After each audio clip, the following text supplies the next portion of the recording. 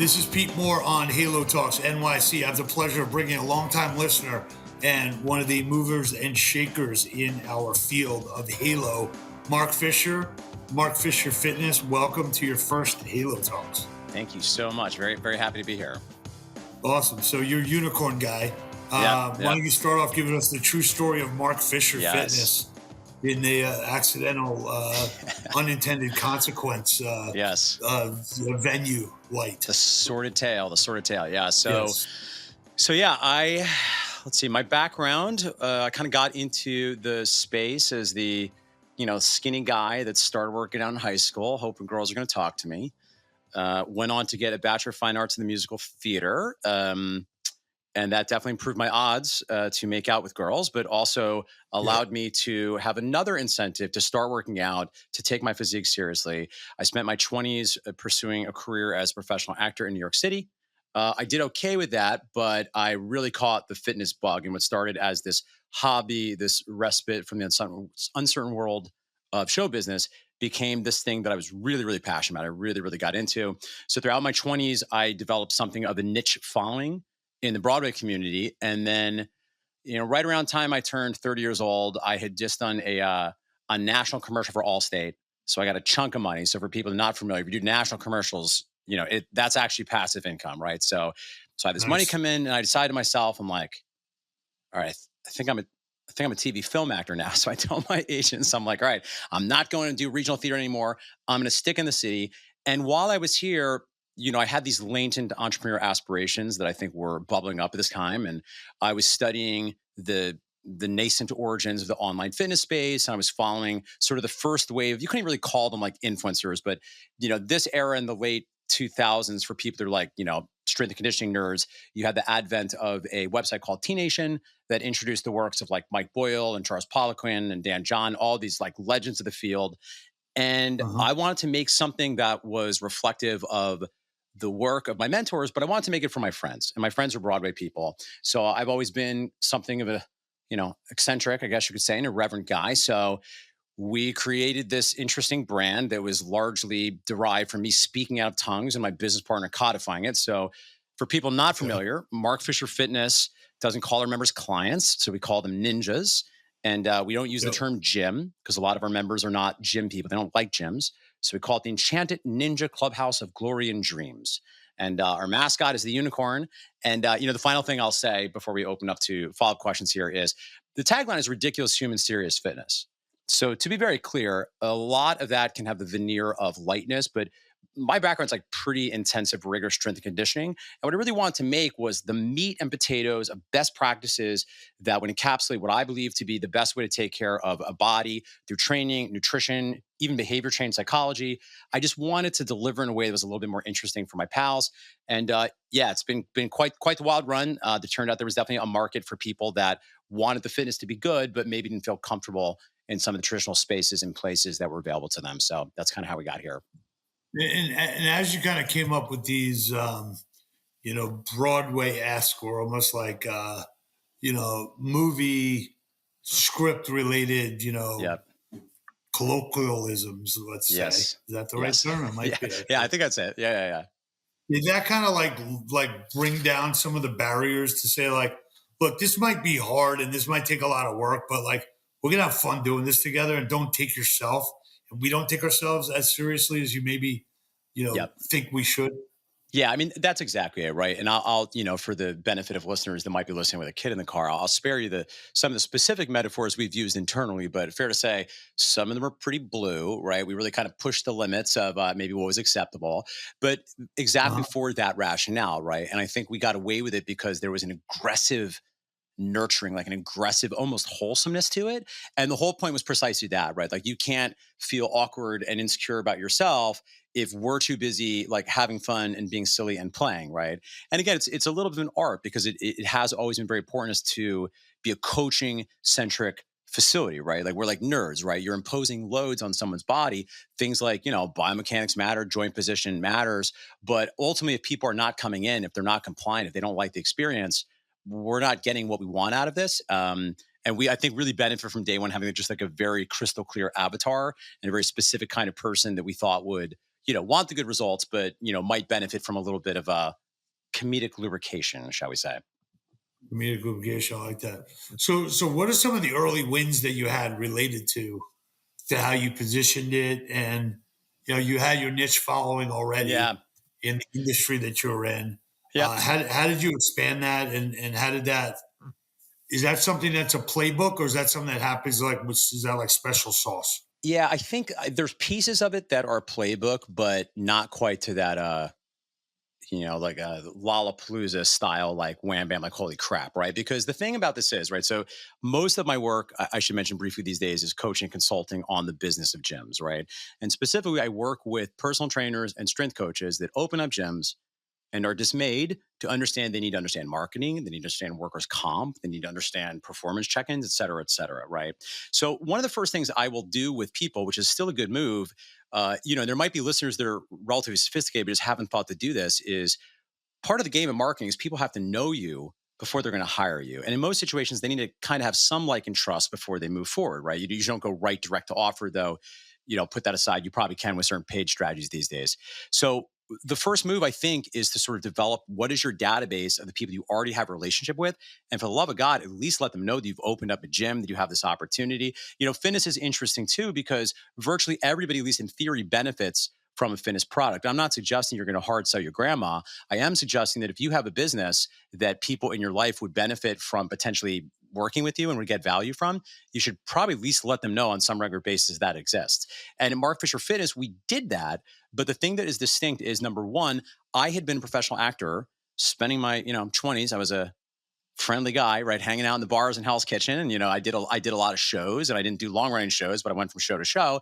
So between myself and one of my co-founders, we literally knew by name probably 3,000. I'm not exaggerating, probably like 3,000 people we actually knew, right? And both of us basically, now this is maybe not the best, like, can spam, maybe not the most, friendly for what you should do for email marketing in 2024, but we basically just started talking to all our friends, basically dumped in our entire contact database. So that I think was useful, because even at that time I was hammering email marketing, right? I was like several times a week, I was trying to give value. I was establishing a brand. I was thinking from their perspective, okay, what are their questions? What are their problems? And how do I help them and put on paper or digital paper things that will be useful to them? I think the other thing that was uniquely valuable about Mark Fisher Fitness that's harder to replicate is, in general, people talk a lot about niching. And I'll say this, for a lot of my clients, I don't reject that claim, but in practice, depending on your market, you're only going to niche down so far, right? If you're like, say like a town, right? You open up a gym and you're doing small group personal training, whatever, right? You're not going to be like, I'm looking for, men the ages of 37 to 39 that are former professional athletes that have Right. two kids or, but at Mark Fisher Fitness, because the Broadway community had the distinction of, number one, consisting of, probably 10,000 people, and number two, a very specific geography, because, all the Broadway theaters are in a very specific area.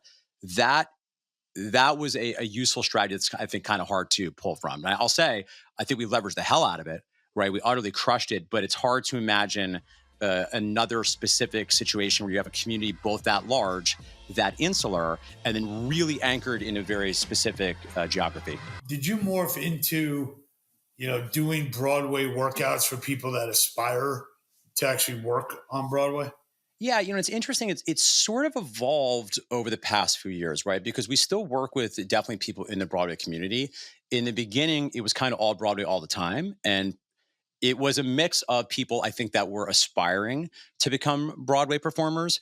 At one point I had written down, at one point it was like, at one point we literally had like 20 plus Tony winners that were like part of our membership base, right? And we're in New York City. We're very large by the standards of this sort of independent brick and mortar gym, but we're not like we're 10,000 people, right? So you had a combination of established industry players. You also had a lot of behind the scenes people, and that was also a big piece for us for a long time too.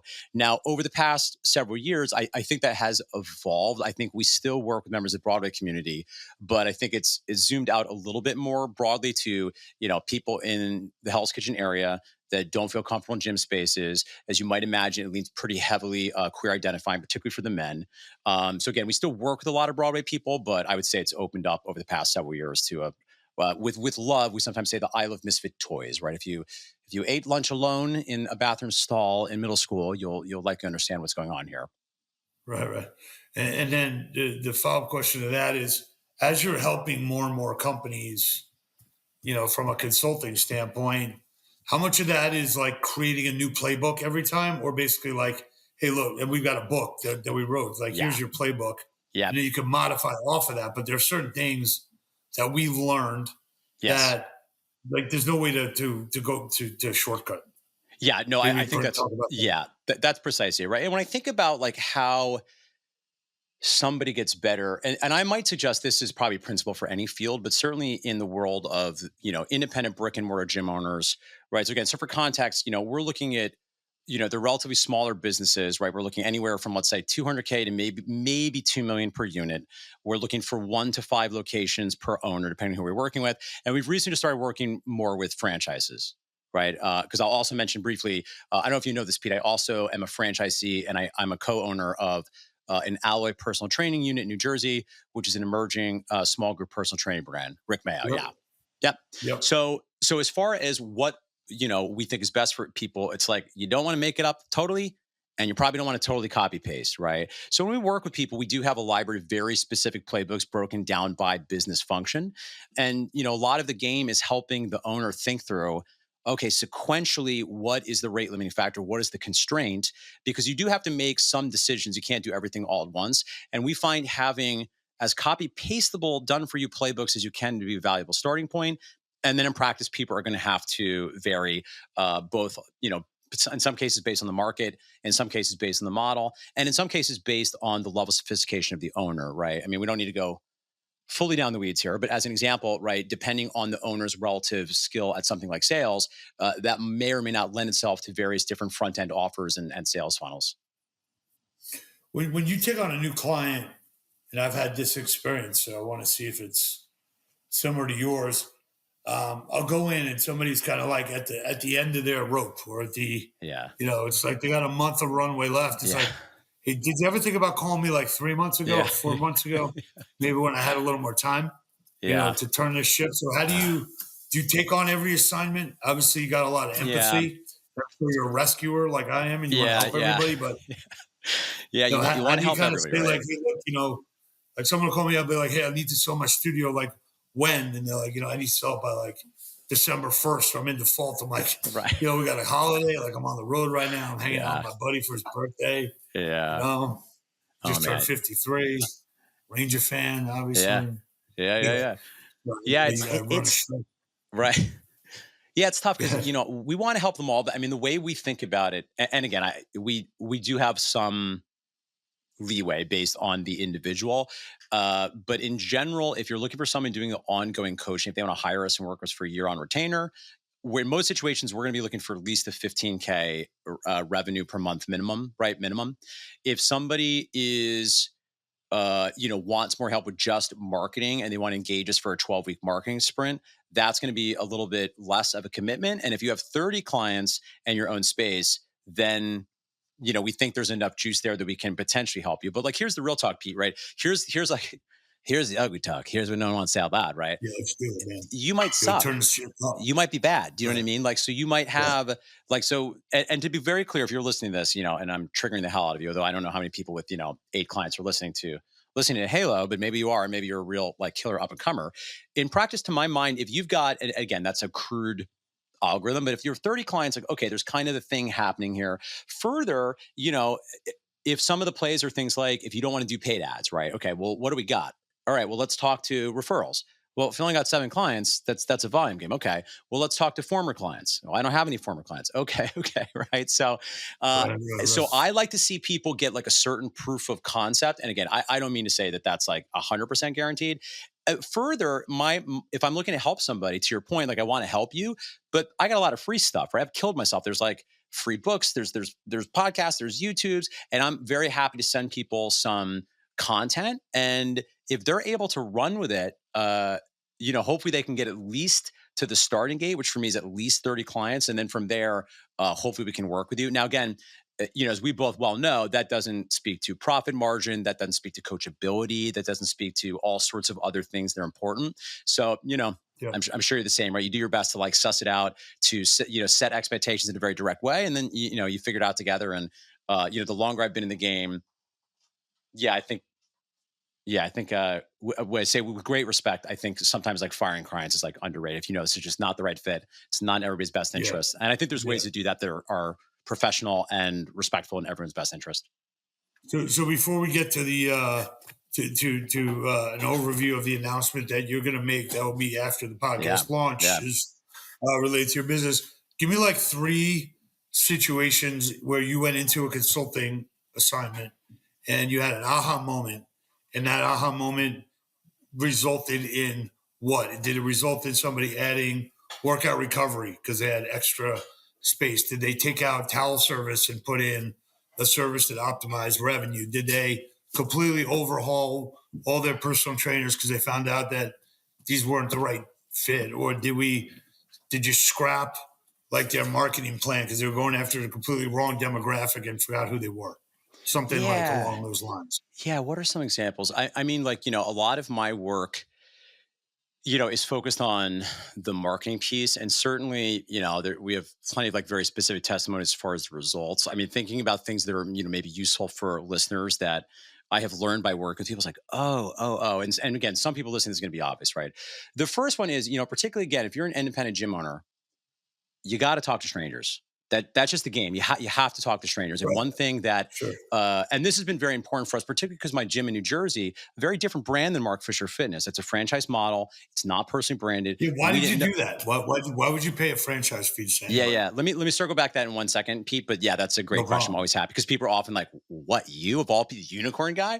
Um, so in that particular brand, we had to get it going, and certainly you can and need to do probably paid ads, right? In 2024, everybody, some people are upset because it's not as cheap as it was, and in a lot of markets, like listen, I'm in Midtown Manhattan, even North New Jersey, it's like petting a deer, right? It's like it's pretty burnt out. Like people, you have the amount of Uh-huh. follow up needs to happen. Your show rates are not going to be what they are. Some of you listening, you might be lucky. If you're in a smaller market, you can still have markets where it Yeah. doesn't look like that. So you do have to have a paid strategy, but the paid strategy cannot replace press and flash. It can't replace talking to other local business partners. It can't replace, Orange Theory. Listen, they built a lot of their brand just going in the parking lots in front of Target and just talking to strangers and offering them free workouts, right? And that play I think still works, even more sophisticated markets. You can't really replace that. Now it's going to cost you time in ways that you might prefer to. And I suspect probably a lot of the people you work with probably prefer just be appropriately capitalized to spend when you need to spend on a grand opening because it's Right. hard to climb up that hill if you don't get where you want to go after opening. So to sidebar for a second, as far as the thinking behind the franchise, yeah, I mean, listen, I've known Rick for a lot of years. We've spoken together at a lot of events. Mark Fisher Fitness, I love so much. I've learned so much from it. It's done amazing stuff. I'm so proud of. And I just knew it wasn't going to scale. Right, there's a lot of operational complexity in that business. A lot of things I didn't know. Right, I did a lot of things right intuitively, but I didn't make a simple business. Right, I made a really cool, confusing business. Also Yeah, it made a lot of money. non-recurring. Right. Yeah, it made a lot Yeah. of money over the years, but it's not really designed to scale. And even the brand, I don't think it takes a business genius to say you're probably not going to have like the unicorn ninja glittery rainbow whatever gym in Nebraska. So to my mind, I was thinking about what kind of the next opportunity might be. I've done this is maybe getting a little bit weeds, but I've done other kinds of investing. For me, I was just more interested in something where I could put my thumb on the scale and maybe get a better return because I'm going into something where I can affect the return and I'm coming in batteries Yeah. included. It also was a situation where I happen to have an operating partner on the ground that was willing to be the on the ground guy and do most of it. So it allowed me kind of a favorable position to essentially function as an equity advisor while I have somebody to do the stuff and I can Got it. consult and I can advise. And then, of course, also, I just like learning, right? And I knew that for me, also knowing Rick, I like the model. I even welcomed, and this is why it's not a good fit for everybody, right? Because again, I know I'm like a unicorn guy, but first of all, I'm an operator heart, number one, right? So I don't mind like run the play. And number two, I didn't mind binding myself with some limitations on adding some of the complexity I built into MFF, particularly if I'm looking to do it Right. at scale and really through other people and build a model that we're not talking McDonald's in the fitness industry, right? But the advantage of a good franchise model is you don't need geniuses to run the system. Now, listen, I have some amazing people I work with there, and you're always going to be better off with awesome people. But I think they've built a mousetrap that made a lot of sense to me, and I thought I would learn things, and I thought it would ultimately be a good investment, and I believe Nice. that's true. Well, I like the term batteries included, by the way. I don't think Yeah. anyone's used that before. I like that. Okay. Sure, I stole it from somebody, but yeah. Yeah, so you got a successful consulting firm. You've also got a Yeah. successful location. So as you thought about potential exit strategies, or somebody knocked on your door and said, "Hey, I want to buy you," Yeah. what are some of the things that went through your head? Financially. What are some of Yeah. the things that went through your head emotionally? And Yeah. where are you at right now? Yeah. If So you could so disclose it, maybe names or no names. yeah, yeah. So I think we've said this explicitly, but yeah. So this isn't at the time of this recording. This will be very public Yeah, by the time this go lives. But I'm in the process of finishing signing a seller purchase agreement for Mark Fisher Fitness. So yeah, it's interesting because this type of gym, particularly a gym named Mark Fisher Fitness, is like hashtag key man risk. So yeah, it is great advice to think about the exit going in. Candidly, I didn't. Like, I was an actor that I like accidentally opened up this weird like unicorn gym for my friends, and it did really well. And listen, I don't want to undersell myself. Like, I think I took to this well, and I'm real. I consider myself a real student of the game of business. But in practice, in the beginning, we would joke, not joke, that the exit strategies, we were just going to like light it on fire one day. We're just going to burn it down when we're done, right? yeah. Um, we just be, or now it's done. We just all walk out naked and we're like, that was a chapter, right? And that's an okay way to go, right? But the problem is, if you like the community, if you like the mission, if you like what this business is and how it functions in the world, it's all cute to say like I'm just going to burn it down, but you want to have a nice home, right?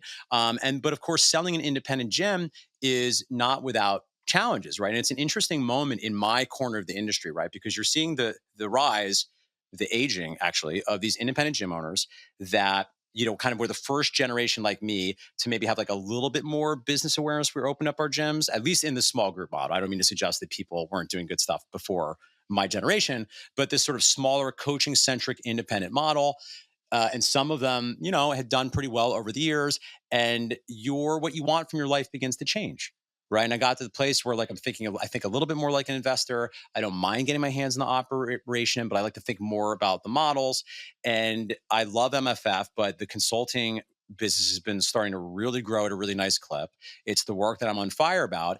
And, it's interesting. I attempted candidly to run the business without an operation role the past couple of years, and it was just hard. And things that like I know on some level, if you don't have somebody that's really driving the vision of the business, it's hard to do. And you have Yeah. to, it's a particular type of person could do that. And listen, my team is amazing, right? I'm not taking away anything from them. I think they've done a great job of running it in my absence. But it just got to the place where, on the one hand, for me, I was like, all right, listen, I have this other opportunity that I'm on fire about. I have a 2.5-year-old daughter, right? And I have a very brief window with her. It's very important for me to optimize my life and way I can spend time with her. And then That's three, I awesome. really want this business to be loved and cared for with passion, with somebody's on fire every day to get up and solve the problems that business needs to be solved. And we got lucky in that, like, this was uh, yeah, I mean, a little bit like one of those crazy karmic things. We had someone that had been a trainer for 4 years, who had been a coaching client for 5 years, who had opened and grown a pretty cool business in Gowanus that was, not somewhat related to MFF's brand in a lot of ways. And it just so happened he was starting to think about, okay, I'm ready to start the search for another location. I really want to understand what it would take to scale this. Just as my business partner and I were starting to think about, okay, what might be an off ramp here that would allow us to trust that this business is going to have an opportunity to flourish with someone getting their arms around it, and then so that our brains can be freed, right? Because it's all well and good, I think, to own multiple businesses. And like Tony Robbins has like 105 business he owns. You can't operate multiple businesses, right? And I just Yeah. found, and admittedly, part of this might be my own, speaking of some of the emotions of this too, Pete. It's like part of it is I just think there's no way for the current, as much as I tend to not be operate. And this year, true, that wasn't even on the org chart, right? And my business partner, who's a 50/50 owner, he hasn't worked in the business in like 4 years, right? But for me, I would be lying if I didn't say it continued to take up a fair bit of psychic space, right? I had always made myself very accessible as like the small business pizza shop owner. So, it was not uncommon for both team members or clients to come to me directly if there either was an issue or positive feedback or something.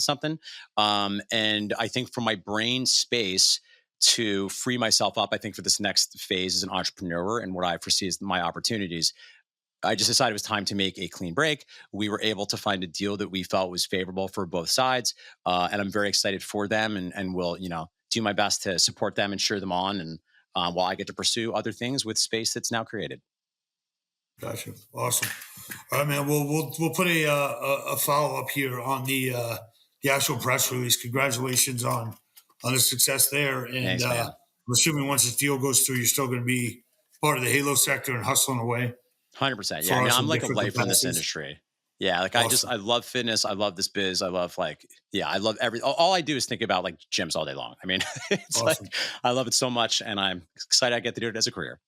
Awesome. All right, man. Thanks for being on. Hopefully, everyone got a little bit of a piece of wisdom here on a couple different things that how to optimize your business from a person who's got a lot of experience, and experience is what you get when you don't get you what we want. And he is going to help you Yeah. fast track that way there, True whether his that. name's on the door or not.